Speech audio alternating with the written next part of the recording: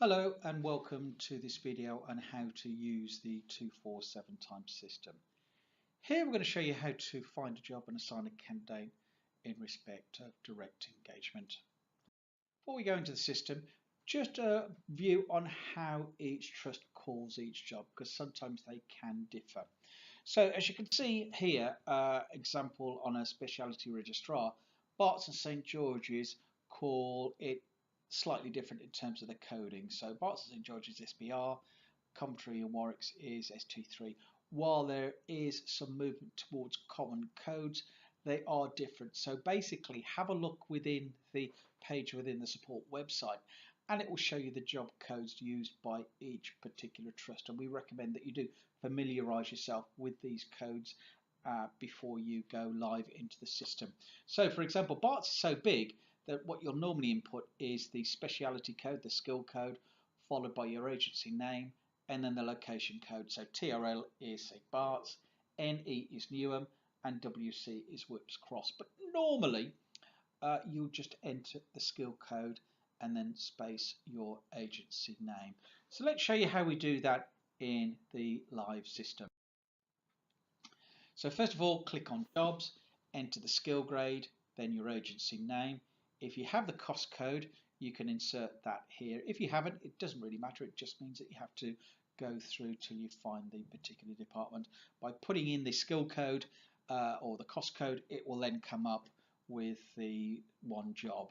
Okay, so you click on search, having done that, and basically then you're presented with a location map of where you can assign your candidate to. So what we can see here is the skill grade and your job or agency name, and this is where then the jobs actually are that you can assign your candidate to.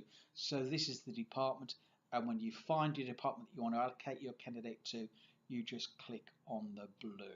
We can cater for exception rates, but under the new TDA and monitor rulings, these are getting very rare. But if you do have an exception rate request, then just give the support team a call and we'll show you how to deal with that.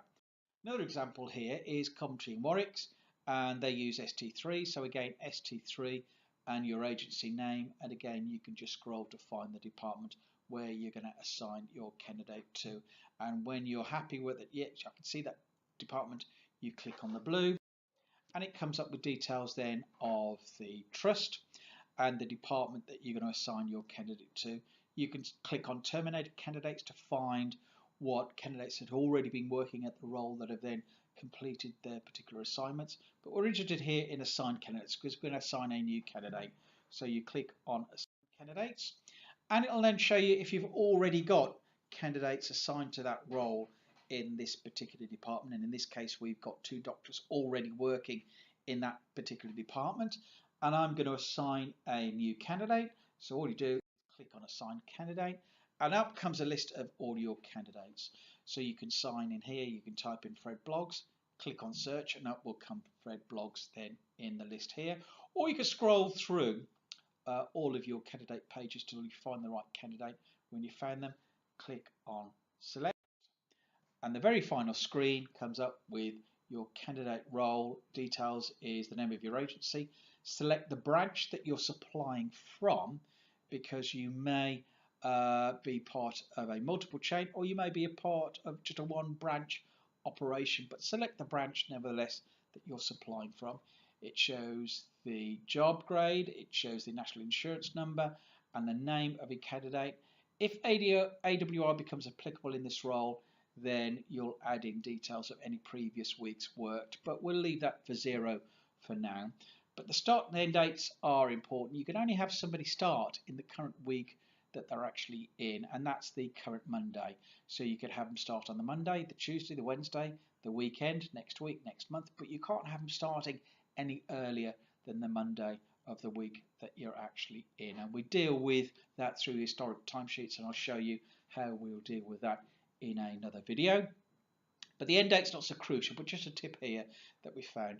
If a trust says to you that we need your candidate next week and the week after, possibly the week after that, and maybe for a few days the week after that, but they're not absolutely sure when the end date's going to be, then our advice to you is to leave that end date blank. And the reason for that is the candidate will remain on the timesheet until you do one of two things. Either you go in and terminate the candidate off the roll yourself, or nothing happens to that candidate on the timesheet for 6 weeks, in which case the system is intelligent enough to think that that candidate's no longer working there, so therefore will automatically unassign the candidate off the timesheet and therefore keep the timesheet nice and tidy. So when you've done that, all you do is then click Save and Close, or click Save and add another candidate to the same role.